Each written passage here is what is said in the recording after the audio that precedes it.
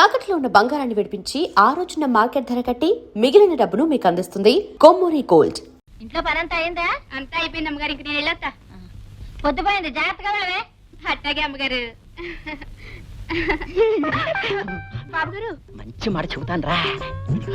బాగా పొద్దుపోయింది, ఇంటికి వెళ్ళాలంటే భయంగా ఉంది అని చేత మేడ మీద ఈ రోజు ఇక్కడే పడుకుంటానని అమ్మగారితో చెప్పి నువ్వు మేడ మీదకి వెళ్ళి పడుకో, నేను నెమ్మదిగా పాక్కుంటా వస్తాను, సరేనా? అమ్మగారికి అనుమానం రాకుండా నేను బయటికి వెళ్ళి అడుగు మీద కూర్చుంటాను. నువ్వు నా కోసం ఎదురు చూస్తూ ఉంటావుగా నా చిలక్క.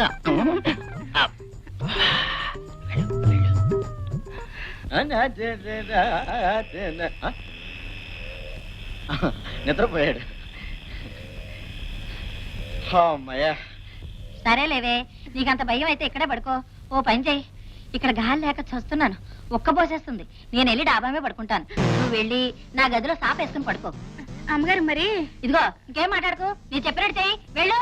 ఇంకో 15 నిమిషాల్లో మేడ మీదకి మెల్లగా జారుకోవచ్చు. ఏటో మల్లయ్య తీరుబడిగా కూర్చున్నావు ఏమిటి? సరే గాని ఏమిటి వేళకాని వేళ ఇలా ఊడిపడ్డా? వేళ నీతో కబుర్లు చెప్పడమేనయ్యా నా పని. నిద్ర వస్తుంది, వెళ్ళి పడుకుంటానే. చిన్నపిల్లలాగా నీ నిద్ర నేను పొగడతాగా. ఇదిగో నిన్న రాత్రి ఓ తమాషా జరిగింది. ఏముంటది? నీకు పీడకలు వచ్చి ఉంటది, నన్ను పీడించడానికి వచ్చావు, నా ఆనందం అంతా గంగపాలు చేసావు. అక్కడే పొరపాటు పడ్డావు. ఎన్నడు రాంది నిన్న నాకు మంచి కల వచ్చిందా? నేను డాబా మీదకి వెళ్ళి పడుకుంటాను, నువ్వు తలుపు గడేసి పడుకో. అట్టగే అమ్మగారు, మర్చిపోకు. అప్పుడు నేను శ్రీకృష్ణులాగా నా చుట్టూ గోపికలందరూ చేరి నృత్యం చేస్తున్నట్టుగా దండం పెడతాను. రే నీకు దండం పెడతాను, ఇప్పుడు ఆపమానకరా, కళ సగంలో ఉంది. పూర్తవడానికి ఎంత టైం అవుతుంది? తెల్లారుతుందా? అయితే ఒక్క నిమిషం టైం నాయన. ఇదిగో తొందరగా రా, లేకపోతే నాకు నిద్ర నీతో కొంత పని ఉంది. మెలికొచ్చిందా? మేడ మీద పని పిల్ల నా కోసం ఎదురు చూస్తూ ఉంది. ఎందుకంటే నీకెందుకురా, నాకు ఇప్పుడు రావడానికి వీల్లేదని చెప్పేసి కొంప తీసి నన్ను పట్టుకుంటే అండి మొఖానికి అది కూడా. ఎలా నేను చెప్పినట్టు వెళ్ళు వెళ్ళు. కానీ తెల్లవారులు కానీ నీ ఇష్టం కాదు కానీ. లక్ష్మి లక్ష్మి లక్ష్మి తీయన్ని ఊహలు హాయిని గొలిపే వసంతగానమే హాయి, వసంతగానమే హాయ్ హాయ్ హాయ్, వసంతగానమే హాయ్ హాయ్ హాయ్ హాయ్. సరే గాని ఏమిటో పొద్దుటే మంచి హుషారుగా ఉన్నావు, ఏమిటి విశేషం? ఏమి తెలియనట్టు అడుగుతారే, రాత్రి అంతా అల్లరి చేసి. అల్లరా? ఏమిటి నువ్వు అనేది? అర్ధరాత్రి డాబా మీదకి వచ్చి మీరు నన్ను నిద్ర లేపి చేశారుగా చిలి పనులు. రాత్రి డాబా మీద నిన్నెవరు పడుకోమన్నారే? రాత్రి ఒక్కబోసినట్లుంటే పని పిల్లని నా గదిలో పడుకోమని నేను వెళ్ళి డాబా మీద పడుకున్నా. రాత్రి మీరు వచ్చి జాతర ఊరుకో. నేను రావడం ఏమిటి, జాతర చేయడం ఏమిటి? రాత్రి తెలవాలి నా కారణంతో కాపురం చేస్తాను, నా కొంప మురిగిపోయింది. దేవుడా దేవుడా. ఏమైందండి, ఎందుకు ఎడుతున్నారు? ఏమీ తెలియనట్టు అడుగుతున్నాను. మీరే కదండి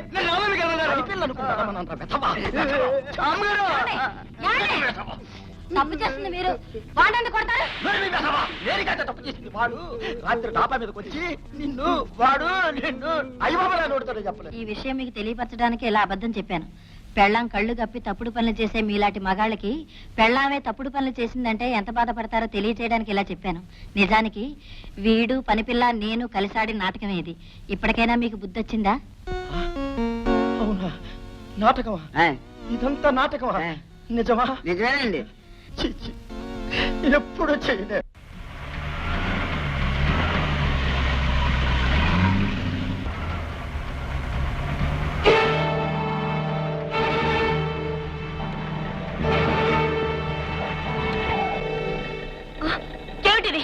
ప్రాణాల మీద ఆశ ఉంటే చెప్పినట్టు పోనీ పోనీ పోనీ.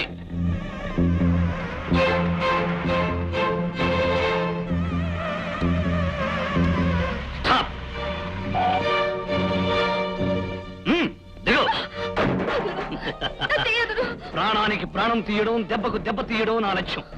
నా చెల్లెల్ని అన్యాయంగా నాశనం చేశాడు ఈయన. వాడి చెల్లెలైన నీకు కూడా దిగత పెట్టిస్తాను.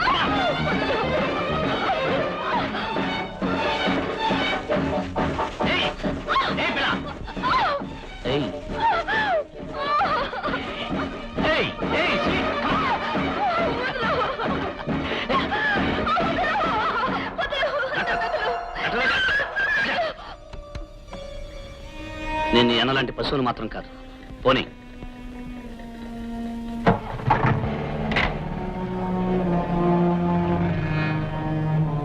అప్ చేయి. దిగు. దిగమంటుంటే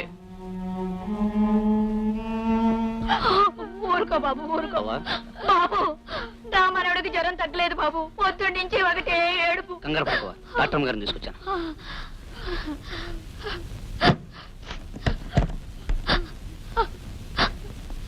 బాబు ఊరుకోవా.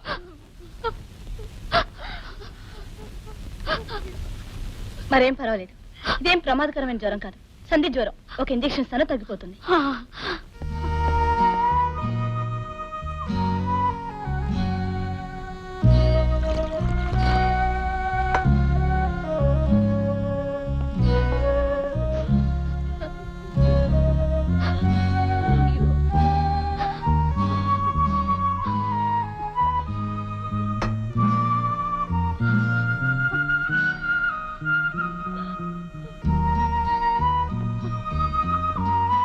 రేపు ఉదయానికల్లా పూర్తిగా తగ్గిపోతుంది.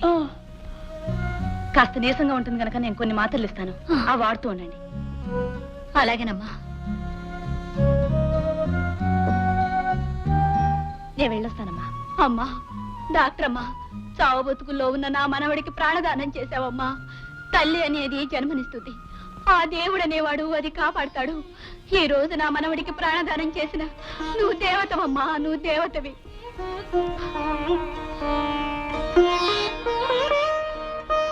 డాక్టర్ రోజా, విన్నారుగా ఎంతమంది మనసారా నిన్ను దేవతని పొగుడుతున్నారు. నీ తండ్రిని దుర్మార్గుడు అని నిందించే మనుషులే నిన్ను దైవం అని అభినందిస్తున్నారు. అందుకే ఆ తండ్రి కూతురుగా కాక, డబ్బుకి వైద్యాన్ని నమ్ముకుని డాక్టరుగా కాక, పేదలకి పాటుపడే ఒక మనసున్న డాక్టర్గా బ్రతకడం నేర్చుకోండి.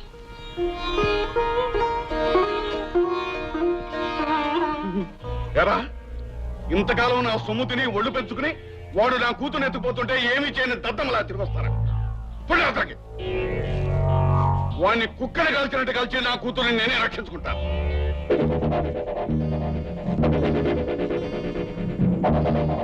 వచ్చేసావమ్మా? వాడిని నటకాయించి నీ జీపెక్కి నిన్ను తీసుకువెళ్ళాడని కానీ ఏం చేస్తాడోనని కంగారు పడిపోతున్నానమ్మా. కంగారు పడవలసినంత ప్రమాదకరమైన మనిషి కాదు నాన్న అతను. రోజా, అవును నాన్న, అతను అలాంటి వాడైతే నేను ఇంటికి తిరిగి వచ్చేదాన్నే కాను. నన్ను ఓ పేదవాళ్ళ ఇంటికి తీసుకెళ్లి చావు బ్రతుకుల్లో ఉన్న ఒక పసిబిడ్డ ప్రాణాలు కాపాడేటట్టు చేశాడు. రోజా! పైగా అతను ఏమన్నాడో తెలుసా నాన్న? తను శేషగిరి అన్నయ్య లాంటి దుర్మార్గుణ్ణి మాత్రం కాదన్నాడు. నాకది నిజమని కూడా అర్థమైంది.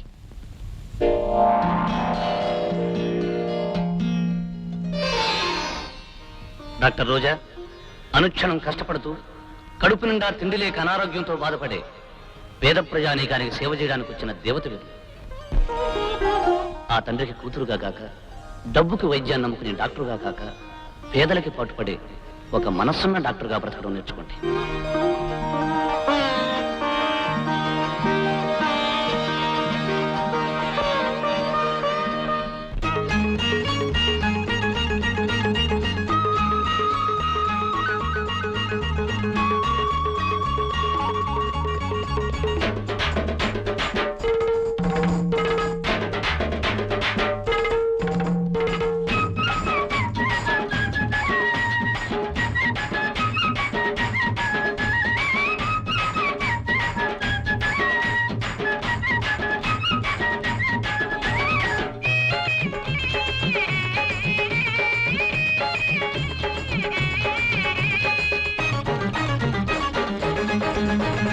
ఎర్రగా ఉంటాది కుర్రది, అది నల్ల కోక కట్టితే బిర్రుగుంటది, చానా బిర్రుగుంటది. మొరటుగా ఉంటాడు కుర్రోడు, వాడు సరసానికొస్తే వెర్రిగుంటది, పిర్సా వెర్రిగుంటది. ఎర్రగా ఉంటాది కుర్రది, అది నల్ల కోక కట్టితే బిర్రుగుంటది, చానా బిర్రుగుంటది. అబ్బబ్బబ్బ, మొరటుగా ఉంటాడు కుర్రోడు, వాడు సరసానికొస్తే వెర్రిగుంటది, పిర్సా వెర్రిగుంటది. ఆహా, ఓహో, అరే ఓహో. ఆహా.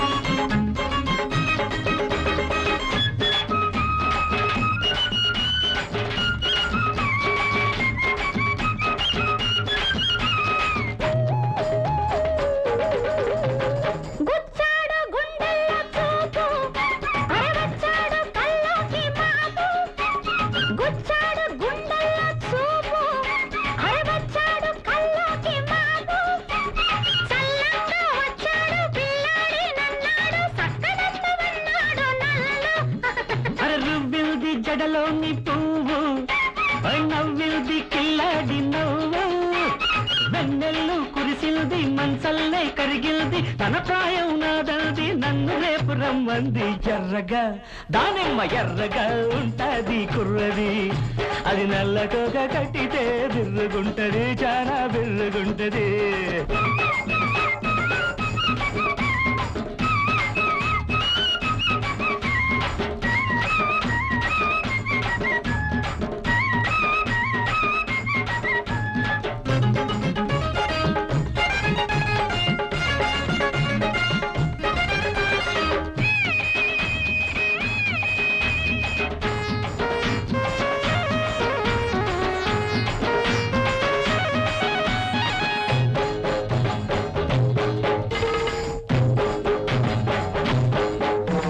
మంచనే మంచంగా చేసి అరే పచ్చన్ని గడ్డి పరుపేసి మంచనే మంచంగా చేసి అరే పచ్చన్ని గడ్డి పరుపేసి వెన్నెల్ల దుప్పట్లో వెచ్చంగా దూరేసి బుగ్గ మీద కాటేసి పోనా మంచెక్కి కూర్చున్న నిన్ను అరే మంచోడి వనకున్న నన్ను కాటేస్తే నీ వల్లే కాకెక్కి పోతాది తెల్లవారి నేనొచ్చి తలకంటి పొయ్యాలి మొరటుగా పచ్చి మొరటుగా ఉంటాడు కుర్రోడు వాడు సరసానికొస్తే వెర్రిగుంటది పిచ్చ వెర్రిగుంటది ఎర్రగా ఉంటది కుర్రది అది నల్ల కోక కట్టితే బిర్రుగుంటది చాలా బిర్రుగుంటది ఆహా ఓహో. ఆహా అరెరె, ఆహా.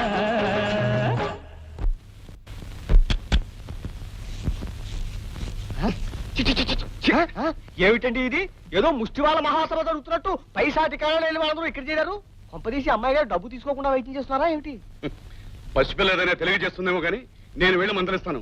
ముందు వీళ్ళందరినీ బయటికి తరిమి. పదండి.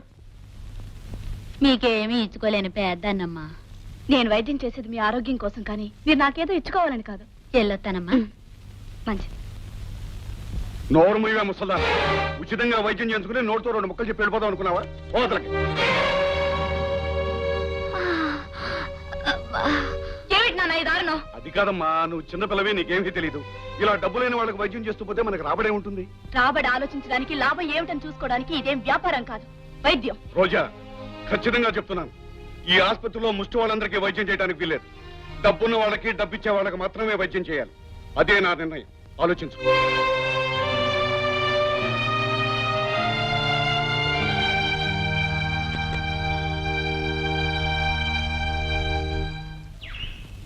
అయ్యారు అమ్మాయి గారు పెట్టే బాగా తీసుకుని వెళ్ళిపోతాడు. త్వరగా రండి. రోజా, ఎక్కడికి వెళ్తున్నావు? పట్టణానికి. ఎందుకు? అక్కడ ధర్మాసుపత్రిలో పనిచేయడానికి. సొంత ఆసుపత్రి వదిలేసి ధర్మాసుపత్రిలో పనిచేయాల్సిన కర్మ నీకేం పట్టింది? సొంత ఆసుపత్రిలో నాకు స్వతంత్రం లేదు గనక. నువ్వు వెళ్ళిపోతే ఇక్కడ మన ఆసుపత్రి ఎవరు నడిపిస్తారు? ఆ ఆసుపత్రి నడిపించడానికి కావాల్సింది డాక్టర్లు కాదు, కసాయి వాళ్ళు. రోజా, అవును నాన్న, ఇందాక నా కళ్ళ ముందే నా పేషెంట్ అవమానించావు. అందుకే మానవత్వం లేని ఆసుపత్రిలో పనిచేస్తే నేనిచ్చే మందులు కూడా పనిచేయవని తెలుసుకున్నాను. అయితే ఇదంతా భరత్గాడి పన్నాగం అన్నమాట. అన్యాయాన్ని సాధించిన మనిషికి నీతిని బోధించే హక్కు ఉంటుంది నాన్న. నాన్ననే విషయం నీ గుర్తుంటే నా పరువును సవాల్ చేస్తూ నువ్వు ఇలా గడప దాటడానికి ప్రయత్నించేదానివి కాదు. మీకు మీ కూతురు కంటే మీ పరువే ఎక్కువ కాబట్టి మీ పరువు మీ దగ్గరే ఉంచి కేవలం డాక్టర్ రోజాగానే ఈ గడప దాటుతున్నాను. రోజా, నువ్వు నన్ను ఎదిరించి సాధించడానికి అన్ని విధాలా సిద్ధమైతే నా ఆస్తికి అనుబంధాన్ని కూడా దూరం అవుతాం. అది ఆలోచించుకో. ఆస్తి లేకపోతే నేను బ్రతకలేననేగా మీరు నన్ను హెచ్చరిస్తున్నారు. ధర్మాసుపత్రిలో ఉచితంగా పనిచేసిన డాక్టర్లకి జీతాలు ఇస్తారు. నా జీవితం గడవడానికి అది చాలు.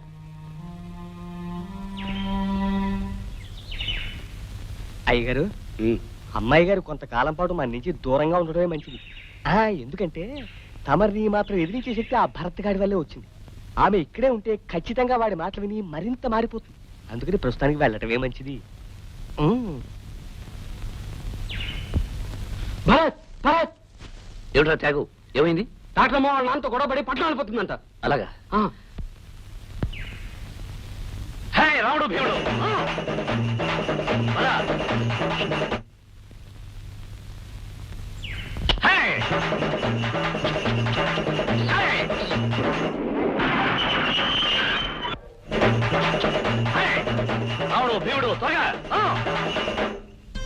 రోజా వెళ్ళిపోతున్నారా? అవును, నేను ఈ ఊళ్ళో ఎందుకు ఉండాలి, ఎవరి కోసం ఉండాలి? మీరిచ్చే మందు కోసం, మీరు చేసే వైద్యం కోసం, గుండెల్లో ఆశల్ని, కళ్ళల్లో ప్రాణాల్ని నిలుపుకుని మీ దగ్గరకు వచ్చే పేదవాళ్ళ కోసం ఉండాలి. అవును రోజా, మీ చదువు, మీ శక్తి ఈ ఊరి పేద ప్రజలకు ఉపయోగపడాలి. మీకు ఇక్కడ ఏ లోటు రాకుండా చూసుకునే బాధ్యత నాది. నాతో రండి ప్లీజ్.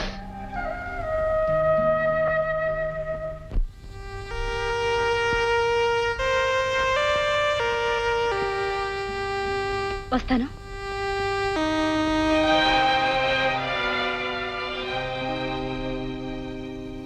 రోజా, ఏమిటి నువ్వు చేస్తున్న పని?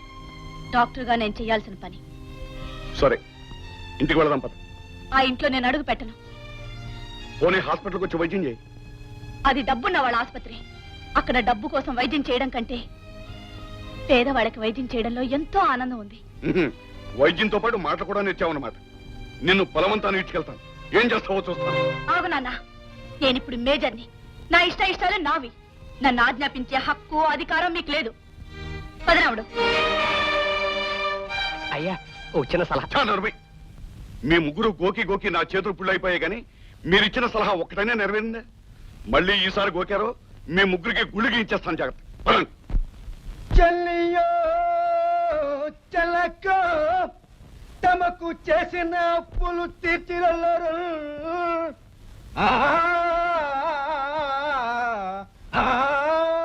వీళ్ళెవరూ నాకు నమస్కారం పెట్టట్లేదు. ఇది మన ఊరేనా లేక పొరపాటున వేరే ఊరేదైనా వచ్చాము? ఊరు మనదే బాబు, కానీ బంగారు కాసు లాంటి తమ పలుకుబడి 100 రూపాయలాగా అంత చప్పపడిపోయింది బాబు. ధాన్య బస్తాలేవిరా? అయ్యగారు తమ అప్పు కింద తీసుకెళ్ళడానికి వచ్చారు. ఇక్కడెందుకుంటాయి? పట్నంలో సహకార సంఘ దుకాణాల్లో ఉంటాయి. ఎరా, కొత్త మాటలు వినిపిస్తున్నాయి. ఏమిటి సంగతి? ఏముంది, మా పొలంలో మా కష్టం మీద పండించుకున్న ధాన్యాన్ని పట్టణంలో సహకార సంఘానికి అమ్మేశాం. రే, వీళ్ళు మదమే కేడుస్తున్నారు కానీ తోలు షబడి మీద ఏంట్రా? నాగరాజు, ఈ ఊరు నీ బాబుదా, నీ తాతదా, నీ ముత్తాతదా? ఏరా, తమని ఎంత మాట అన్నాడండి? నన్ను ఎలా అంటావు? నాగరాజు, గౌరవం అనేది ఇచ్చి పుచ్చుకోవాలనుంటే ముందు నువ్విచ్చి తీరాలి. పేదోడైనా పెద్దోడైనా ఎదుటివాడు కూడా మనిషినని గుర్తించాలి. డబ్బు ఆస్తి ఉంది కదా అని బలంతో జులుం చలాయిస్తే పిల్లి కూడా పెద్ద పులై తిరగబడుతుంది. నీ దగ్గర అప్పు తీసుకున్నందుకు వీళ్ళు పండించిన పంటనంతా నీకిచ్చి నష్టపోవాలా? వీళ్ళ కష్టార్జితం గంగపాలు కావాలా? ఈ అన్యాయాన్ని, అక్రమాన్ని తరతరాలుగా చేస్తూ పేదల్ని దోస్తూ పైగా ఆనవాయితీ అంటూ వీళ్ళందరినీ నీ చెప్పుల కింద నలిగేటట్లు చేస్తావా? నాగరాజు, నేను వీళ్ళల్లో ఆలోచన లేపి వీళ్ళల్లో అణిగి ఉన్న ధైర్యానికి ఊపిరి పోశాను. వీళ్ల పంటను పట్నంలో ఎక్కువ ధరకు అమ్ముకునేటట్లు చేశాను. మరి నా అప్పు సంగతి ఏమిటి? వీళ్ళు పట్నంలో అమ్ముకున్న సొమ్ములోంచి న్యాయమైన వడ్డీతోనే ముఖాన కొడతారు. అంతేకాదు, మిగిలిన సొమ్ముతో కడుపు నిండా తింటారు. ఇక మీదట పట్నంలో బ్యాంకుల్లో సరసమైన వడ్డీలకు అప్పు తెచ్చుకుంటారు. నా ఊరొచ్చి నాకెదురొచ్చి నీ మాటతో రైతులందరినీ నీ వాళ్ళుగా చేసుకుని నాకెదురు దెబ్బతీయాలని చూస్తావు కదా? చెప్తాను నీ పని. ఆ నాగరాజు అరుపులకు మీరేమీ భయపడనక్కర్లేదు. చూడరామయ్య, నేను చెప్పేది ఒకటి గుర్తుంచుకోండి. ఈ ఊర్లో దొంగచాటుగా తినమరిగిన కుక్కలు కొన్నున్నాయి. అవి మురుగుతూ మీదుకొస్తాయి. భయపడి పరిగెత్తారా, వెంటబడి కరుస్తాయి. ఆగి ఎదురు తిరిగారా, భయంతో తోకలు ముడుస్తాయి. కారణం, ఇవి ఊర కుక్కలు గనుక. చాలా కాలం తర్వాత కబురు చేశాను. ఏమిటి సంగతి? నీలాంటి వాడి వల్ల జరగాల్సిన పనులు ఎప్పుడు రావు కదా. ఒకడు నాకు తలకాయ నొప్పిగా తయారయ్యాడు. వాడి చీటీ చించేసి నరకానికి పంపించేయాలి. కిరాయి 10,000 అవుతుంది. కిరాయి 10,000 కాదు, అనుకున్న ప్రకారం పని జరిగితే మరో 2,000 ఎక్కువిస్తాను. కానీ నాగరాజు గారు, పని పూర్తి చేయడం, కిరాయి పుచ్చుకోవడం తప్ప మిగతా విషయాలు నాకు అనవసరం. వాడెవడు, ఎక్కడుంటాడు?